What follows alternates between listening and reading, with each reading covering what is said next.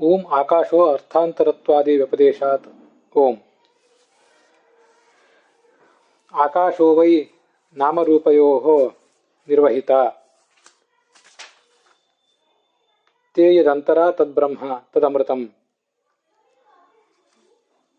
ಬ್ರಹ್ಮಸೂತ್ರದ 1ನೇ ಅಧ್ಯಾಯದ 3ನೇ ಪಾದದ 41ನೇ ಸೂತ್ರ ಇದು.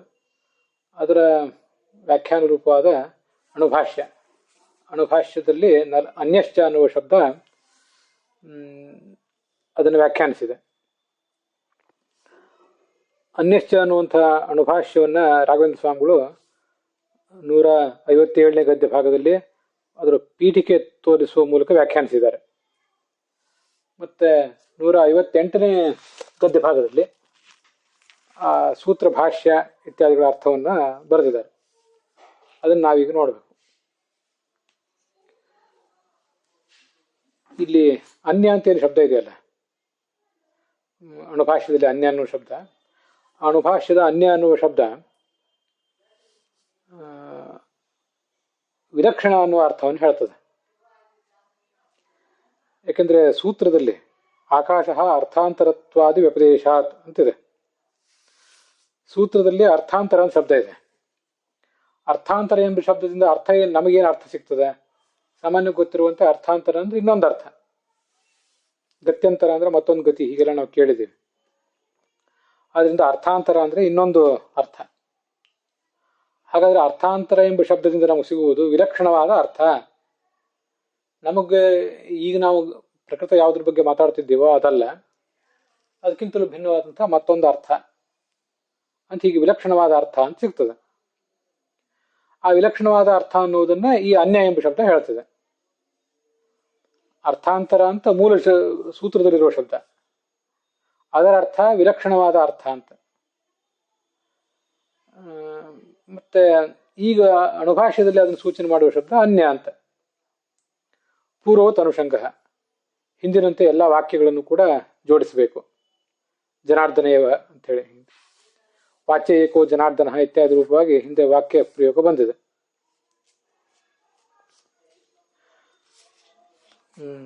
ಮುಖ್ಯತಃ ಸರ್ವಶಬ್ದ ಇಚ್ಛೆ ವಾಚ್ಯ ಏಕೋ ಜನಾರ್ದನ ಅಂತ 7ನೇ ಶ್ಲೋಕದಲ್ಲಿದೆ. ಅಣುಭಾಷ್ಯದ 7ನೇ ಶ್ಲೋಕದಲ್ಲಿ, ಮೊದಲನೇ ಅಧ್ಯಾಯದಲ್ಲಿ. ಅದನ್ನ ಮುಂದೆ 7ನೇ ಶ್ಲೋಕದಲ್ಲಿ ಬಂದಿರುವುದನ್ನ ಈಗಿನ 6ನೇ ಶ್ಲೋಕಕ್ಕೆ ಹೊಂದಿಸ್ಕೋಬೇಕು ಅಂತ ಹಿಂದೆ ರಾಘವೇಂದ್ರ ಸ್ವಾಮಿ ಹೇಳಿದ್ದಾರೆ. ಅದನ್ನೇ ಇದು ಗಮನಿಸ್ಬೇಕು. ಪೂರ್ವದ ಅನುಷಂಗ ಅಂದ್ರೆ ಅದೇ. ಈ ತೇ ಯದಂತರ ನಾಮರೂಪೆ ಅಂತ ಏನು ವೇದವಾಕ್ಯ ಇದೆಯಲ್ಲ, ಆ ವೇದವಾಕ್ಯದಲ್ಲಿ ತೇ ಯದಂತರ ಇತಿ, ಆ ವೇದವಾಕ್ಯದಲ್ಲಿ ನಾಮರೂಪೇ ಅಂತರ ಅಂದ್ರೆ ವಿನ ಅಂತ ಅರ್ಥ. ಮೂಲ ಆ ವೇದವಾಕ್ಯದ ಅರ್ಥವನ್ನು ಕೂಡ ಬ್ರಹ್ಮಸೂತ್ರ ಭಾಷ್ಯದಲ್ಲಿ ಗಮನಿಸಬೇಕು. ತೇ ಅಂದ್ರೆ ಆ ನಾಮರೂಪಗಳನ್ನು, ತೇ ಆ ನಾಮರೂಪಗಳನ್ನು, ಅಂತರ ಬಿಟ್ಟು ಅಂತ ಅರ್ಥ. ಅಂತರ ಎಂಬುದು ವಿನ ಅನ್ನೋ ಅರ್ಥವನ್ನು ಹೇಳ್ತದೆ.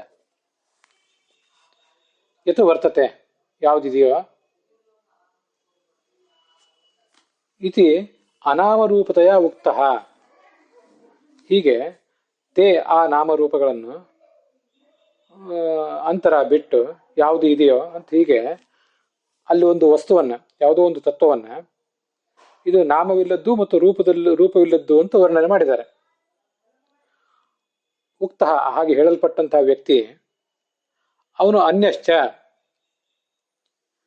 ಈ ಅನ್ಯ ಎಂಬ ಶಬ್ದದಿಂದ ಅಣುಭಾಷ್ಯದಲ್ಲಿ ಹೇಳಲ್ಪಟ್ಟವನು ಅನ್ಯಶ್ಚ ಅಂದ್ರೆ ವಿಲಕ್ಷಣಶ್ಚ.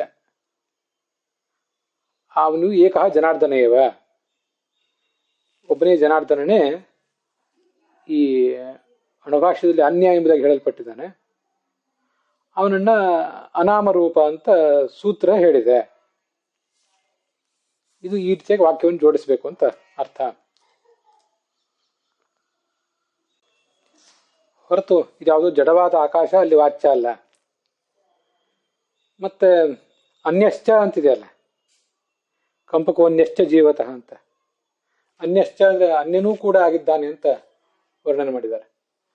ಅನ್ಯನೂ ಕೂಡ ಆಗಿರುವುದಂದ್ರೆ ಏನು?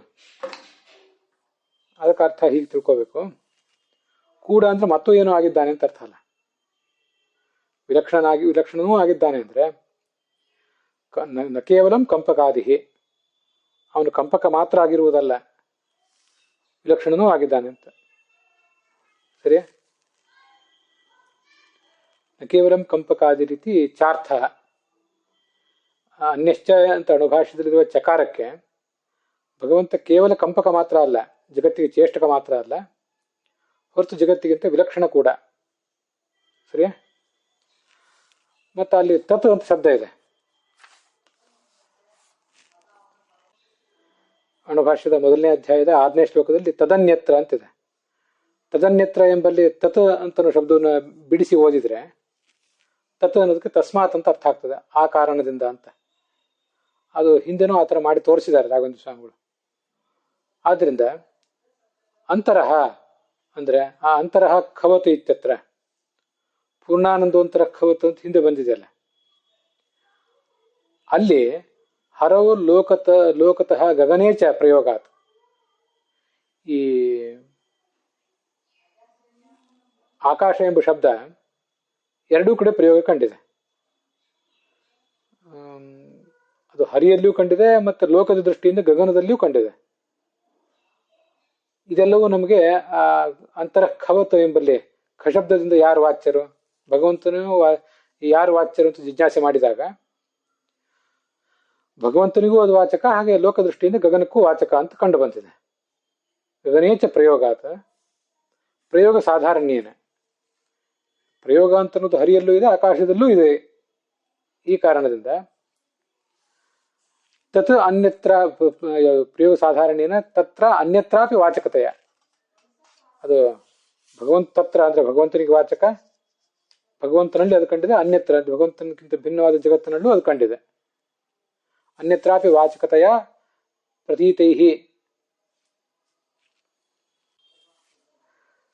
ಪ್ರತೀತೈಹಿ ಕಂಡು ಬಂದಿರುವಂಥವು ಈ ಅನೇಕ ಶಬ್ದಗಳು ಹೀಗೆ ಕಂಡು ಬಂದಿರುವವು. ಭಗವಂತನಲ್ಲೂ ಕಂಡು ಬಂದಿವೆ, ಮತ್ತೆ ಬೇರೆ ಕಡೆನೂ ಕಂಡು ಬಂದಿವೆ. ಅವು ಯಾವ ಕಂಡು ಬಂದಿರುವವುಗಳು ಶಬ್ದಗಳು ಅಂದ್ರೆ ಆಕಾಶ ಅನ್ನೋ ಶಬ್ದ, ನಿರ್ವಹಿತ ಅನ್ನೋ ಶಬ್ದ, ಯತ್ ಅನ್ನೋ ಶಬ್ದ ಇತ್ಯಾದಿ ಸರ್ವ ಶಬ್ದೈಹಿ. ಎಲ್ಲ ಶಬ್ದಗಳು ಕೂಡ ಹೀಗೆ ಕಂಡು ಬಂದಿವೆ ಅಂತ ಅರ್ಥ. ಭಗವಂತನಲ್ಲೂ ಕಂಡು ಬಂದಿವೆ, ಬೇರೆ ಕಡೆನೂ ಕಂಡು ಬಂದಿವೆ. ಆದರೆ ಆ ಎಲ್ಲಾ ಸರ್ವ ಶಬ್ದಗಳಿಂದಲೂ ಮುಖ್ಯವಾಗಿ ವಾಚ್ಯನಾದವನು ಪರಮಾತ್ಮನೇ ಆಗಿದ್ದಾನೆ ಅಂತ ಅರ್ಥ. ಸರ್ವಶಬ್ದೈಹಿ ಏಕಃ ಜನಾರ್ದನಃ ಏವ ವಾಚ್ಯ. ಇಲ್ಲಿ ಯತ್ ಅಂತ ಬಂತಲ್ಲ, ಯತ್ ತತ್ ಅನ್ನೋದಕ್ಕೆ ಕೇವಲ ಯಾವುದು ಅಂತ ಇಷ್ಟೇ ಅರ್ಥ ಅಲ್ಲ, ಅದಕ್ಕಿಂತ ಹೆಚ್ಚಿನ ಅರ್ಥ ಇದೆ ಅದಕ್ಕೆ. ಅದೇನು ಹೆಚ್ಚಿನ ಅರ್ಥ ಅಂದ್ರೆ ಜ್ಞಾನ ಉಳ್ಳವನು ಅಂತ ಅರ್ಥ. ಹೆಚ್ಚು ಜ್ಞಾತೃ ಸ್ವರೂಪತಃ ಅಂತ ಐತರೇಯ ಭಾಷ್ಯದಲ್ಲಿದೆ. ಐತರೇಯ ಉಪನಿಷತ್ನಲ್ಲಿ ಭಗವಂತನ 23 ನಾಮಗಳನ್ನು ಹೇಳ್ತಾರೆ, ಕತರಂ ಹೀಗೆಲ್ಲ. ಅಲ್ಲಿ ಯತ್ ಅಂತ ಒಂದು ಶಬ್ದ ಇದೆ. ಯತ್ ಯಾಕೆಂದ್ರೆ ಭಗವಂತ ಯಾ ಪ್ರಾಪಣೆ ಅಂತ ಧಾತು. ಯಾ ಪ್ರಾಪಣ ಅಂದ್ರೆ ಗತಿ ಅಂತ ಅರ್ಥ. ಗತ್ಯರ್ಥಕವಾದ ಧಾತುಗಳೆಲ್ಲ ಜ್ಞಾನಾರ್ಥಕವಾದ ಧಾತುಗಳು. ಆದ್ರಿಂದ ಯಚ್ಚ ಜ್ಞಾತೃ ಸ್ವರೂಪತಃ ಅಂತ ಅಲ್ಲಿ ಐತರೇಯ ಭಾಷೆ ಇದೆ. ಅದರಿಂದ ಯತ್ ಅಂದ್ರೆ ಕೇವಲ ಯಾವುದು ಅಂತ ನಾವು ಅರ್ಥ ಹೇಳಿ ಸುಮ್ಮನೆ ಆಗಬಾರ್ದು. ಜ್ಞಾನಸ್ವರೂಪವಾದವನು ಈ ಭಗವಂತ. ಆದ್ರಿಂದ ಯತ್ ಶಬ್ದದಿಂದ ಅವನು ವಾಚ್ಯ. ನತು ಅವಕಾಶ, ಹೊರತು ಈ ಆಕಾಶ ಅಂತ ಅನ್ನೋದು ವಾಚ್ಯ ಅಲ್ಲ. ಆಕಾಶವೇ ಎಲ್ಲಾ ಶಬ್ದಗಳಿಂದ ಮುಖ್ಯವಾಗಿ ವಾಚ್ಯ ಅಲ್ಲ, ಅಮುಖ್ಯವಾಗಿ ಅದು ವಾಚ್ಯ ಇರಬಹುದು. ಯಾಕೆ ಹೀಗೆ ಹೇಳಬೇಕು ಅಂದ್ರೆ ಅನ್ಯೋ ವಿಷ್ಣು ಲಿಂಗೈಹಿ ಯುತೋಹಿ. ಆಕಾಶ ಈ ಎಲ್ಲಾ ಲಿಂಗಗಳಿಂದಲೂ ಲಿಂಗಗಳನ್ನು ಹೊಂದಿರುವಂಥದ್ದಲ್ಲ. ಭಗವಂತನೇ ಎಲ್ಲಾ ಲಿಂಗಗಳನ್ನು ಹೊಂದಿರುವಂಥವನು. ಆದ್ರಿಂದ ಅವನೇ ಈ ಶಬ್ದಗಳಿಂದ ವಾಚ್ಯನೇ ಹೊರತು ಆಕಾಶವು ಈ ಶಬ್ದದಿಂದ ವಾಚ್ಯ ಅಲ್ಲ. ಅನಾಮತ್ವ ಅರೂಪತ್ವ ಉಪಲಕ್ಷಿತ ಬ್ರಹ್ಮತ್ವ ಅಮೃತತ್ವ ನಾಮರೂಪ ನಿರ್ವಹಿತೃತ್ವ ಲಿಂಗೈಹಿ ಯುತತ್ವಸ್ಯ ಲೋಕತಃ ಪ್ರಸಿದ್ಧತ್ವೇಪಿ ಶ್ರುತಿಷು ವಿಷ್ಣು ಪ್ರಸಿದ್ಧ ಹೇ ಇತಿ ಚಾರ್ಥಃ. ಏನೇನು ಗುಣಗಳವು ಅಂದ್ರೆ ಅನಾಮತ್ವ, ಹೆಸರಿಲ್ಲದಿರುವಿಕೆ, ಮತ್ತೆ ಅರೂಪತ್ವ, ರೂಪವಿಲ್ಲದಿರುವಿಕೆ. ಇಷ್ಟು ಮಾತ್ರ ಗುಣಗಳಲ್ಲ, ಇದಕ್ಕೆ ಇನ್ನೂ ಕೆಲವು ಗುಣಗಳನ್ನು ತಿಳ್ಕೊಳ್ಬೇಕು. ಅನಾಮತ್ವ ಮತ್ತು ಅರೂಪತ್ವಗಳಿಂದ ಉಪಲಕ್ಷಿತ ಅಂದ್ರೆ ಸೂಚಿತವಾದದ್ದು. ಉಪಲಕ್ಷಿತ ಅಂದ್ರೆ ಸೂಚಿತವಾದ ಯಾವುದು? ಬ್ರಹ್ಮತ್ವ. ಅನಾಮತ್ವ ಮತ್ತು ಅರೂಪತ್ವಗಳು ಉಪಲಕ್ಷಣ, ಉಳಿದಿದ್ದೆಲ್ಲವೂ ಕೂಡ ಉಪಲಕ್ಷಿತ. ಯಾವುದು ಬ್ರಹ್ಮತ್ವ, ಅಮೃತತ್ವ ಮತ್ತೆ ನಾಮರೂಪ ನಿರ್ವಹಿತೃತ್ವ ಇವೆಲ್ಲ. ಈ ಎಲ್ಲ ಲಿಂಗಗಳಿಂದ ಕೂಡಿರುವವನು ಯುತನಾದವನು ಪರಬ್ರಹ್ಮನೇ ಆಗಿದ್ದಾನೆ. ಶ್ರುತಿಷು ವಿಷ್ಣು ಪ್ರಸಿದ್ಧೇಹೇ. ಆದ್ರಿಂದ ಆಕಾಶ ಶಬ್ದದಿಂದ ವಾಚ್ಯನಾದವನು ಕೂಡ ಅವನೇ ಆಗಬೇಕು. ಲೋಕತಃ ಪ್ರಸಿದ್ಧತ್ವೇಪಿ, ಲೋಕದೃಷ್ಟಿಯಿಂದ ಏನೇ ಆಗಿರಲಿ, ಲೋಕದ ರೂಢಿಯಲ್ಲಿ, ಜನರ ರೂಢಿಯಲ್ಲಿ ಆಕಾಶ ಶಬ್ದದಿಂದ ವಾಚ್ಯರಾದವರು ಯಾರೇ ಆಗಿರಲಿ, ಏನೇ ಆಗಿರಲಿ, ಆದರೆ ಇದೆಲ್ಲವೂ ಶ್ರುತಿಗಳ ರೂಢಿಯನ್ನು ಗಮನಿಸಿದರೆ ವಿಷ್ಣುವಿನಲ್ಲಿ ಅವೆಲ್ಲವೂ ಕೂಡ ಪ್ರಸಿದ್ಧ. ಪ್ರಸಿದ್ಧೇಹೇ ಇತಿ ಚಾರ್ಥ. ಹೀಗೆ ಚಕಾರಕರ್ಥ. ಪ್ರಸಿದ್ಧೇ ರೀತಿ ಚಾರ್ಥ ಅಂತೆಷ್ಟು ಬಂತು. ಇದು ಚಕಾರದ ಅರ್ಥ.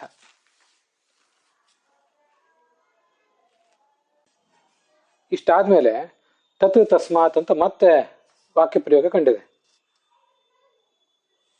ತತ್ ತಸ್ಮಾತ್ ಅಂತರಃ ಖವತು ಇತ್ಯತ್ರ ಹರೌ ಲೋಕತಃ ಗಗನೆ ಚ ಪ್ರಯೋಗಾತ್ ಪ್ರಯೋಗ ಸಾಧಾರಣ್ಯೇನ ತತ್ರ ಅನ್ಯತ್ರಾವಿವಾಚಕತೆಯ ಪ್ರತೀತೈಃ ಆಕಾಶ ನಿರ್ವಹಿತ ಯತ್ ಇತ್ಯಾದಿ ಸರ್ವಶಬ್ದೈಃ ಏಕಃ ಜನಾರ್ದನ ಏವ ವಾಚ್ಯಃ ನ ತು ಅವಕಾಶಃ ಕುತಃ ಅನ್ಯೋ ವಿಷ್ಣುಃ ಲಿಂಗೈಃ ಯುತೋ ಹಿ ಅನಾಮತ್ವ ಅರೂಪತ್ವ ಉಪಲಕ್ಷಿತ ಬ್ರಹ್ಮತ್ವ ಅಮೃತತ್ವ ನಾಮರೂಪತ್ವ ನಿರ್ವಹಿತೃತ್ವ ಲಿಂಗೈಃ ವಿತತ್ವಸ್ಯ ಲೋಕತಃ ಪ್ರಸಿದ್ಧತ್ವೇಪಿ ಶ್ರುತಿಷು ವಿಷ್ಣು ಪ್ರಸಿದ್ಧತ್ವಾತ್ ಪ್ರಸಿದ್ಧೇ ಇತ್ಯರ್ಥಃ. ಇದಿಷ್ಟು ವಾಕ್ಯಗಳು 144ನೇ ಪೇಜಿನಲ್ಲಿರುವಂತಹ ಇವಿಷ್ಟು ವಾಕ್ಯಗಳು ಕೂಡ ಪ್ರಾಯ ಪ್ರಕ್ಷಿಪ್ತ, ಪುನರಾವೃತ್ತಿ ಕಂಡಿದೆ. ಏನೋ ಎಡಿಟಿಂಗ್ ಮಾಡುವವರು ಹೀಗೆ ಮಿಸ್ಟೇಕ್ ಮಾಡಿದ್ದಾರೆ ಅಂತ ಕಾಣಿಸ್ತದೆ. ಅದರಿಂದ 144ನೇ ಪೇಜಿನಲ್ಲಿ ರಾಘವೇಂದ್ರ ಸ್ವಾಮಿಗಳ ತತ್ವಮಂಜರಿ ವ್ಯಾಖ್ಯಾನದ ಗದ್ಯ ಭಾಗ 158ನೇ ಗದ್ಯ ಭಾಗ, ಅಲ್ಲಿ 143 ದಾಟಿ 144ನೇ ಪೇಜಿನಲ್ಲಿ ತತ್ ತಸ್ಮಾತ್ ಅಲ್ಲಿಂದ ಹಿಡಿದು ವಿಷ್ಣು ಪ್ರಸಿದ್ಧೇ ಇತ್ಯರ್ಥ ಇದಿಷ್ಟು ವಾಕ್ಯಗಳು ಪ್ರಕ್ಷಿಪ್ತ. ಏನೋ ಸೇರ್ಕೊಂಡು ಹೋಗಿದೆ, ಅದು ಡಬಲ್ ಎಡಿಟಿಂಗ್ ಮಾಡಿ ಇಟ್ಟಿದ್ದಾರೆ ಅಷ್ಟೇ. ಹಿಂದಿಂದ ಅರ್ಥ ಅದಕ್ಕೂ ಕೂಡ. ಇದಕ್ಕಿಂತ ಮುಂಚೆ ಈ 144ನೇ ಪೇಜಿನಲ್ಲಿ ಶ್ರುತಿಷು ವಿಷ್ಣು ಪ್ರಸಿದ್ಧೇ ಇತಿ ಚಾರ್ಥ ಅಂತ ಬಂತಲ್ಲ, ಪ್ರಸಿದ್ಧೇ ಇತ್ಯರ್ಥ ಅಂತ ಬಂದಿದೆ ಮತ್ತೆ ಮುಂದೆ. ಅದೇ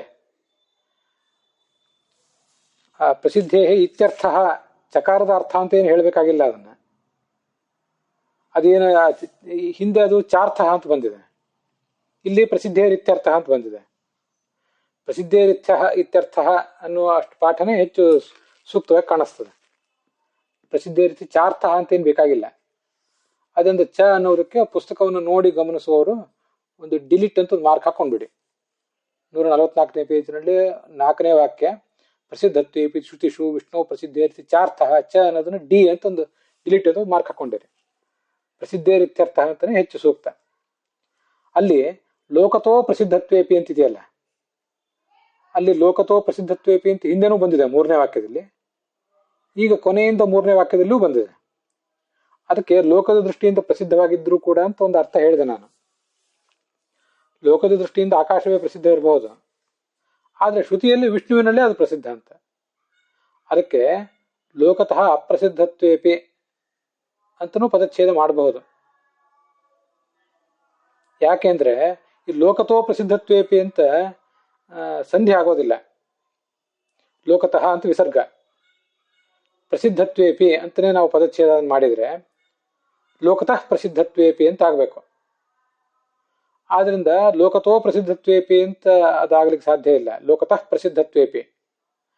ಆದ್ರಿಂದ ಪ್ರಾಯ ಲೋಕತಃ ಅಪ್ರಸಿದ್ಧತ್ವೇಪಿ ಅಂತಲೇ ಪಾಠ ಇದ್ದಿರಬೇಕು.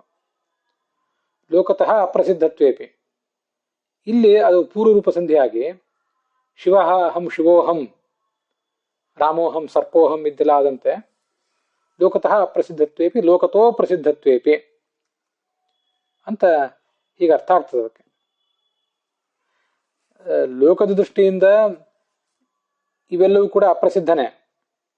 ಅನಾಮತ್ವ ರೂಪತ್ವ ಮತ್ತು ಬ್ರಹ್ಮತ್ವ ಅಮೃತತ್ವ ಇವೆಲ್ಲ ಲೌಕಿಕ ದೃಷ್ಟಿಯಲ್ಲಿ ಇವೆಲ್ಲ ಆಕಾಶದಲ್ಲಿ ಬರುವುದು ಹೇಗೆ? ಆಕಾಶ ಅಂತ ಅನ್ನೋದು ಎಲ್ಲದಕ್ಕೂ ನಿರ್ವಹಿತ, ಎಲ್ಲದಕ್ಕೂ ಸರ್ವಾಶ್ರಯ ಅಂತ ಇಷ್ಟು ಅರ್ಥ ಬರ್ಬೋದು. ಆದ್ರಿಂದ ಆಕಾಶದಲ್ಲಿ ಇದೆಲ್ಲ ಬರೋದು ಸಾಧ್ಯ ಇಲ್ಲ ಲೋಕದ ದೃಷ್ಟಿಯಿಂದ. ಅಥವಾ ಆಕಾಶದಲ್ಲಿ ಮಾತ್ರ ಅಲ್ಲ, ಎಲ್ಲಿಯೂ ಬರೋದು ಸಾಧ್ಯ ಇಲ್ಲ. ಅಮೃತತ್ವ ಮತ್ತೆ ಬ್ರಹ್ಮಶಬ್ದ ವಾಚ್ಯತ್ವ ಇದೆಲ್ಲ ಎಲ್ಲಿ ಬರೋದು ಸಾಧ್ಯ? ಲೋಕದ ದೃಷ್ಟಿಯಿಂದ ವಿಚಾರ ಮಾಡಿದರೆ ಇದು ಎಲ್ಲಿಯೂ ಬರೋದು ಸಾಧ್ಯ ಇಲ್ಲ. ಲೌಕಿಕ ಶಬ್ದಗಳನ್ನು ಗಮನಿಸಿದರೆ, ಲೌಕಿಕ ಕೋಶಗಳನ್ನು ಗಮನಿಸಿದರೆ, ಅದಕ್ಕಾಗಿ ಲೋಕದ ದೃಷ್ಟಿಯಿಂದ ಅದು ಪ್ರಸಿದ್ಧವಲ್ಲದೆ ಹೋದರೂ ಕೂಡ ಶ್ರುತಿಷು ವಿಷ್ಣು ಪ್ರಸಿದ್ಧೇ. ಎಲ್ಲವೂ ಲೌಕಿಕ ಭಾಷೆಯಿಂದ ಲೌಕಿಕ ಶಾಸ್ತ್ರಗಳನ್ನೇ ಗಮನಿಸಬೇಡಿ, ಶ್ರುತಿಗಳನ್ನು ಗಮನಿಸಿ, ಅವು ವಿಷ್ಣುವಿನಲ್ಲೇ ಪ್ರಸಿದ್ಧವಾಗಿದೆ. ಇವೆಲ್ಲವೂ ಗುಣಗಳು. ಲೌಕಿಕವಾದ ಯಾವ ವಸ್ತುವಿನಲ್ಲಿಯೂ, ಲೌಕಿಕವಾದ ಯಾವ ಭಾಷೆಯನ್ನು ಗಮನಿಸಿದರೂ ಇಂಥ ಎಲ್ಲ ಬ್ರಹ್ಮತ್ವ ಮತ್ತು ಅಮೃತತ್ವ ಮೊದಲಾದ ಗುಣಗಳು ಬರಲಿಕ್ಕಿಲ್ಲ. ಅದನ್ನು ಲೋಕತಃ ಪ್ರಸಿದ್ಧತ್ವೇಪಿ ಅಂತ ಹೇಳ್ತಿದೆ ಅಂತ ಈಗ ಕಾಣಿಸ್ತದೆ.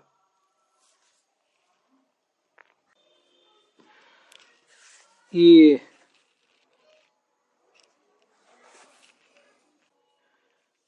ವಿಶ್ವಮಧ್ವ ಪರಿಷತ್ತಿನಿಂದ ಪ್ರಕಟಿತ ಆಗಿರುವಂತಹ ಅಣುಭಾಷ್ಯದ 11 ವ್ಯಾಖ್ಯಾನಗಳಿಂದ ಸಮೇತವಾದ ಪುಸ್ತಕ. ಇದನ್ನ ವಿದ್ವಾಂಸರಾದ ಮದಭಾವಿ ಸಂಜೀವಾಚಾರ್ಯ ಇವರು ಸಂಪಾದಿಸಿದ್ದಾರೆ. ವಿಶ್ವಮಧ್ವ ಪರಿಷತ್ತಿನಿಂದ ಪ್ರಕಟ ಆಗಿದ್ದು. ಅದರಲ್ಲಿ ನಾವು ಈ ಪಾಠ ಶುದ್ಧಿ ಬಗ್ಗೆ ಗಮನಿಸಿದೆವು. ಅಲ್ಲಿ ಈ 104ನೇ ಪೇಜಿನಲ್ಲಿ ತತ್ವಮಂಜರಿಯ ಶುದ್ಧವಾದ ಪಾಠವನ್ನು ಅವರು ಕೊಟ್ಟಿದ್ದಾರೆ.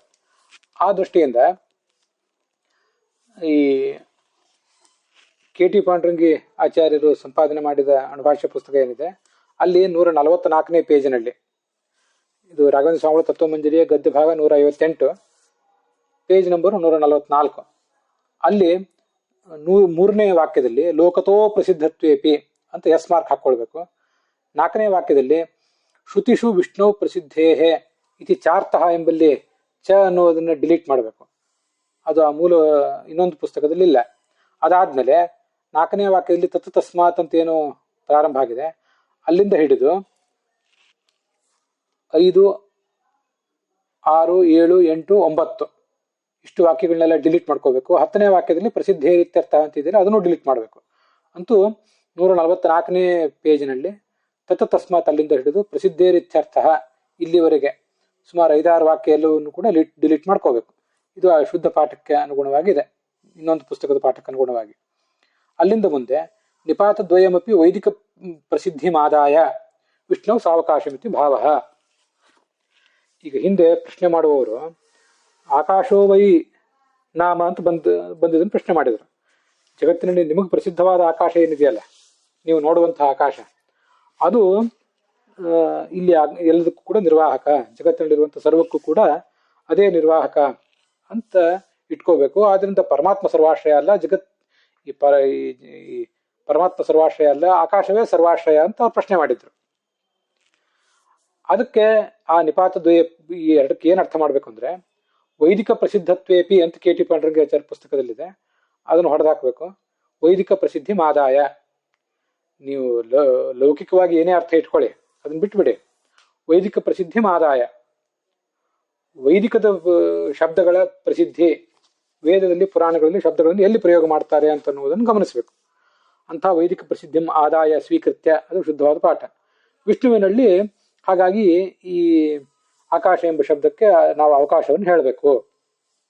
ವೈ ನಾಮ ಅಂತ ಇಷ್ಟಿದ್ರೂ ಕೂಡ ಆಕಾಶೋ ವೈ ನಾಮ ಅಂದ್ರೆ ಇಲ್ಲಿ ಆಕಾಶ ಶಬ್ದವಾಚ್ಯನಾದ ಪರಮಾತ್ಮ ಅಂತಾನೆ ಅರ್ಥ ಹೇಳಬೇಕು.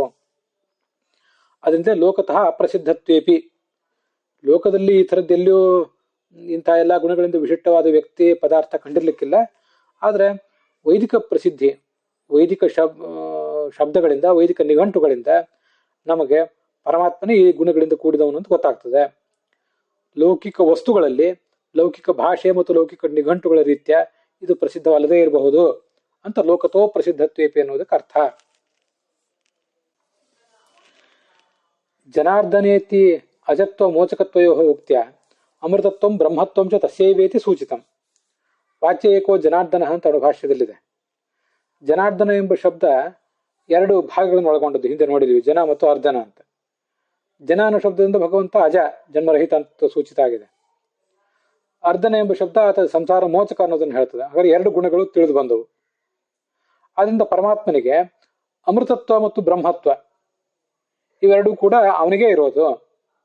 ಆ ಈ ಮೂಲ ಛಾಂದೋಗ್ಯ ಭಾಷ್ಯದಲ್ಲಿ ಅದೇ ಬ್ರಹ್ಮ ಅದೇ ಅಮೃತ ಅಂತ ಹೀಗೆಲ್ಲ ಬಂದಿದೆಯಲ್ಲ, ಆ ಎಲ್ಲ ಶಬ್ದಗಳಿಂದ ವಾಚ್ಯವಾದದ್ದು ಆ ಪರಮಾತ್ಮನೇ ಆಗ್ತಾನೆ. ತೇ ಇದಂತರ ತದ್ ಬ್ರಹ್ಮ ತದ್ ಅಮೃತಂ ಅಂತ ಹೀಗೆ.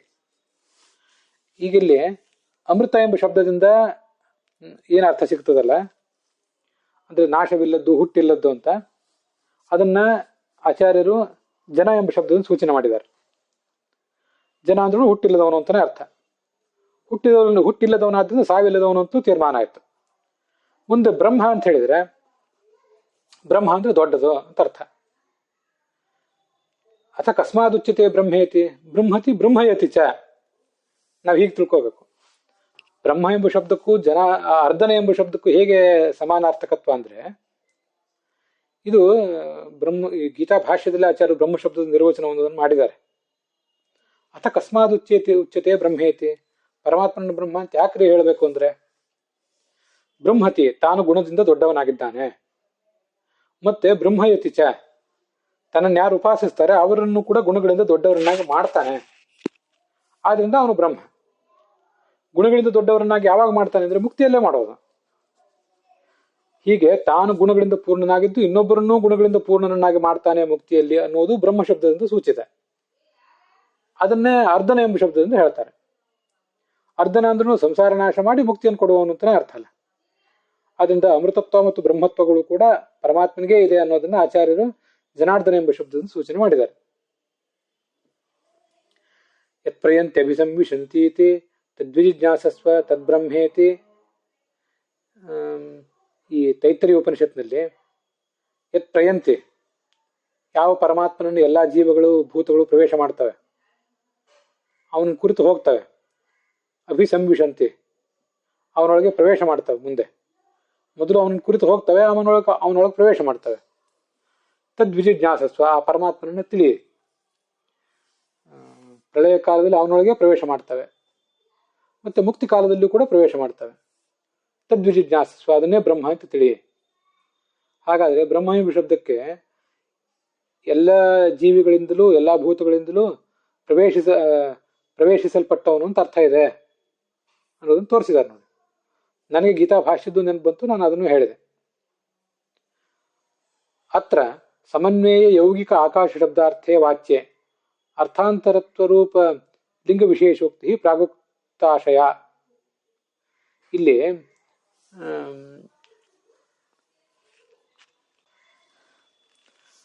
ಕಂಪಕೋನ್ಯಶ್ಚ ಜೀವತಃ ಅಂತ ವಾಕ್ಯ ಪ್ರಯೋಗ ಇದೆಯಲ್ಲ 6ನೇ ಶ್ಲೋಕದಲ್ಲಿ.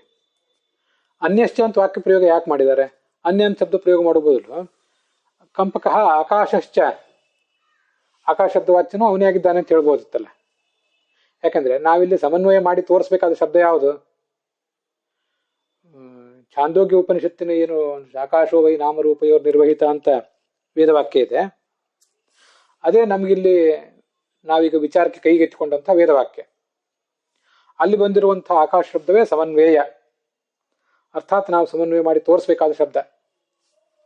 ಅದು ಯೌಗಿಕವಾಗಿ ಪರಮಾತ್ಮನಲ್ಲೇ ಅದು ಯೋಗದಿಂದ, ಮಹಾಯೋಗದಿಂದ ಮತ್ತು ರೂಢಿಯಿಂದ ಲಭ್ಯ. ಹಾಗಾಗಿ ಸಮನ್ವಯ ಮಾಡಿ ತೋರಿಸಬೇಕಾದಂತಹ ಯೌಗಿಕವಾದ ಆಕಾಶ ಶಬ್ದದ ಅರ್ಥವನ್ನ ಅಲ್ಲಿ ತಗೋಬೇಕಾಗಿತ್ತು ಆಚಾರ್ಯರು. ಆಕಾಶ ಅನ್ನೋ ಶಬ್ದವನ್ನು ಹೇಳಬೇಕಾಗಿತ್ತು, ಅಥವಾ ಆಕಾಶ ಶಬ್ದದ ಅರ್ಥವನ್ನು ಕೊಡುವಂತ ಬೇರೆ ಇನ್ನೊಂದು ಯಾವುದೋ ಶಬ್ದವನ್ನು ಹೇಳ್ಬೋದಿತ್ತು. ಅದನ್ನು ಬಿಟ್ಟು ಅನ್ಯ ಅಂತ ಯಾಕೆ ಹೇಳಿದ್ದಾರೆ? ಅರ್ಥಾಂತರದ ಈ ವಾಚ್ಯೇ ಹೇಳಲ್ಪಡ್ಬೇಕಾಗಿದ್ರು ಕೂಡ ಅರ್ಥಾಂತರತ್ವ ಲಿಂಗ ವಿಶೇಷೋಕ್ತಿ. ಅನ್ಯ ಅಂತಂದ್ರೆ ವಿಲಕ್ಷಣ ಅಂತ ಅರ್ಥ, ವಿಲಕ್ಷಣ ಅಂತಂದ್ರೆ ಅರ್ಥಾಂತರ ಅಂತ ಅರ್ಥ. ಇದನ್ನ ಯಾಕೆ ತಗೊಂಡಿದ್ದಾರೆ ಅಂದ್ರೆ ಪ್ರಾಗುಕ್ತಾಶಯ, ಹಿಂದೆ ಹೇಳಿದಂತೆ ತಗೊಳ್ಬೇಕು. ಅದನ್ನೆಲ್ಲ ಅದು ಎಲ್ಲಿ ಹಿಂದೆ ಹೇಳಿದಂತೆ ತಗೊಳ್ಬೇಕು ಅಂದ್ರೆ 151ನೇ ಗದ್ಯ ಭಾಗದಲ್ಲಿ, ಅರ್ಥಾತ್ 137ನೇ ಪೇಜ್ನಲ್ಲಿ ಅಲ್ಲಿ ಹೀಗೆ ಪ್ರಶ್ನೆ ಮಾಡಿದ್ದಾರೆ. ವಜ್ರ ಎಂಬ ಶಬ್ದದ ಬಗ್ಗೆ ಅಲ್ಲಿ ಆಲೋಚನೆ ಮಾಡ್ತಾ ಇದ್ರು. ವಜ್ರ ಎಂಬ ಶಬ್ದವನ್ನ ವ್ಯಾಖ್ಯಾನ ಮಾಡುವಾಗ ರಾಘವೇಂದ್ರ ಆಚಾರ್ಯರು ವರ್ಜಿತ ಅಂತ ಅಲ್ಲಿ ಹೇಳ್ಬೋದಿತ್ತು. ಕಂಪಕ ಅಂತ ಯಾಕೆ ಹೇಳಿದ್ದಾರೆ ಅಂತ ಹಿಂಗೆಲ್ಲ ಪ್ರಶ್ನೆ ಮಾಡಿಕೊಂಡು ವಜ್ರ ಎಂಬ ಶಬ್ದದ ಅರ್ಥವನ್ನು ಸಮರ್ಥನೆ ಮಾಡಲಿಕ್ಕೆ ಕಂಪಕ ಅಂತ ಹೇಳಿದ್ದಾರೆ. ಅದನ್ನ ಯಾಕೆ ಹೇಳಿದ್ದಾರೆ ಅಂದರೆ ಸೂತ್ರೋಪಾತತ್ವಾತ್. ಇಲ್ಲಿ ರಾಘವೇಂದ್ರ ಸ್ವಾಮಿಗಳು ಈಗ 145ನೇ ಪೇಜ್ನಲ್ಲಿ ಅದನ್ನ ಹಿಂದೆ ಮಾಡಿದ್ದು ನೆನಪು ಮಾಡ್ಕೊಳ್ಳಿ ಅಂತಾರೆ. ಗುರುಗಳಾದ ವೇದವ್ಯಾಸರ ಬ್ರಹ್ಮಸೂತ್ರಗಳಿಗೆ ಅನುಗುಣವಾಗಿ ಶಿಷ್ಯನಾದ ನನ್ನ ವಾಕ್ಯವೂ ಇರಬೇಕು ಅಂತ ಆಚಾರ್ಯರು ಆಲೋಚನೆ ಮಾಡಿ ಅನ್ಯ ಅಂತ ಶಬ್ದ ಪ್ರಯೋಗ ಮಾಡಿದ್ದಾರೆ. ಯಾಕೆಂದ್ರೆ ಸೂತ್ರದಲ್ಲಿ ಅರ್ಥಾಂತರ ಅಂತ ಶಬ್ದ ಪ್ರಯೋಗ ಮಾಡಿದಾರಲ್ಲ, ಆದ್ದರಿಂದ ಇಲ್ಲೂ ಕೂಡ ಹಾಗೆ ಸೂತ್ರಕ್ಕೆ ಅನುಗುಣವಾಗಿ ಇರಲಿ ಅಂತ ಪ್ರಯೋಗ ಮಾಡಿದ್ದಾರೆ.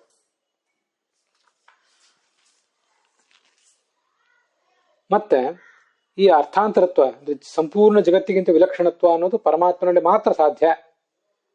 ಇನ್ನು ಬೇರೆ ಯಾರಲ್ಲೂ ಕೂಡ ಇಂಥ ವೈಲಕ್ಷಣ್ಯ ಅಂತ ಅನ್ನೋದು ಬರ್ಲಿಕ್ಕೆ ಸಾಧ್ಯ ಇಲ್ಲ ಅಂತನ್ನೋದನ್ನ ಸೂಚನೆ ಮಾಡಿದ್ದಾರೆ.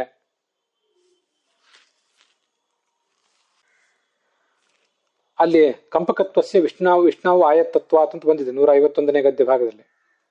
ಕಂಪಕತ್ವ ಎಂಬ ಗುಣ ವಿಷ್ಣುವಿನ ಅಧೀನವಾದು. ಹಾಗೆ ಇಲ್ಲೂ ಕೂಡ ಅನ್ಯತ್ವ ಅನ್ನೋ ಗುಣ ಪರಮಾತ್ಮನ ಅಧೀನವೇ ಹೊರತು ಇನ್ಯಾರಲ್ಲೂ ಅದು ಬರ್ಲಿಕ್ಕೆ ಸಾಧ್ಯ ಇಲ್ಲ ಅಂತ ಈ ಎಲ್ಲ ದೃಷ್ಟಿಕೋನ ಇಟ್ಕೊಂಡು ಸೂತ್ರಕ್ಕೆ ಅನುಗುಣವಾಗಿರಲಿ. ಮತ್ತೊಂದು ಯಾವ ಶಬ್ದವನ್ನು ಸಮನ್ವಯ ಮಾಡಿ ತೋರಿಸ್ಬೇಕಾಗಿದೆಯೋ ಆ ಶಬ್ದವನ್ನೇ ಹೇಳುವುದಕ್ಕಿಂತ ಸಮರ್ಥಕವಾದ ಇನ್ನೊಂದು ಗುಣವನ್ನು ನಾವು ತೋರಿಸಿಬಿಟ್ರೆ ಸಮರ್ಥಿಸಲ್ಪಡಬೇಕಾದಂತಹ ಶಬ್ದದಿಂದ ಭಗವಂತ ವಾಚ್ಯ ಅಂತ ತಾನಾಗೆ ಗೊತ್ತಾಗ್ತದೆ. ಈ ದೃಷ್ಟಿಕೋನ ಇಟ್ಕೊಂಡು ಮಾಡಿದ್ದಾರೆ. ಮುಖ್ಯವಾಗಿ ಸೂತ್ರಕ್ಕೆ ಅನುಗುಣವಾಗಿ ಇರಲಿ ಅನ್ನೋದು ತಾತ್ಪರ್ಯ. ಪದೈಹಿ ಸೂತ್ರಾನುಕಾರಿಭಿ ಅಂತ ಭಾಷ್ಯದ ಲಕ್ಷಣ ಏನಂದ್ರೆ ಸೂತ್ರವನ್ನು ವ್ಯಾಖ್ಯಾನ ಮಾಡಬೇಕು. ಹೇಗೆ ವ್ಯಾಖ್ಯಾನ ಮಾಡಬೇಕು ಅಂದ್ರೆ ಸೂತ್ರಾನುಕಾರಿಭಿ ಪದೈಹಿ, ಸೂತ್ರ ಹೊಂದಾಣಿಕೆ ಆಗುವಂತಹ ಪದಗಳಿಂದ ವ್ಯಾಖ್ಯಾನ ಮಾಡಬೇಕು. ಹಾಗೆ ಮಾಡುವುದು ಭಾಷ್ಯದ ಒಂದು ಲಕ್ಷಣ. ಸ್ವಪದಾನಿಚ ವರ್ಣ್ಯಂತೆ ಅಂತ ಹೀಗೆಲ್ಲ ಭಾಷ್ಯವಿದು ಅಂತ ಭಾಷ್ಯದ ಲಕ್ಷಣ ಬಂದಿದೆ. ಸಾಧ್ಯ ಆದಷ್ಟು ಸೂತ್ರದ ಪದಗಳನ್ನು ಹೋಲುವ ಶಬ್ದಗಳನ್ನು ಉಪಯೋಗ ಮಾಡಿ ಶಬ್ದ ಪ್ರಯೋಗ ಮಾಡಬೇಕು. ಅದಕ್ಕಾಗಿ ಹೀಗೆ ಹೇಳಿರ್ತಾರೆ ಅಂತ ತಾತ್ಪರ್ಯ. ಅಲ್ಲಿಗೆ ಈ ಭಾಗ ಸಮಾಪ್ತ ಆಗಿದೆ.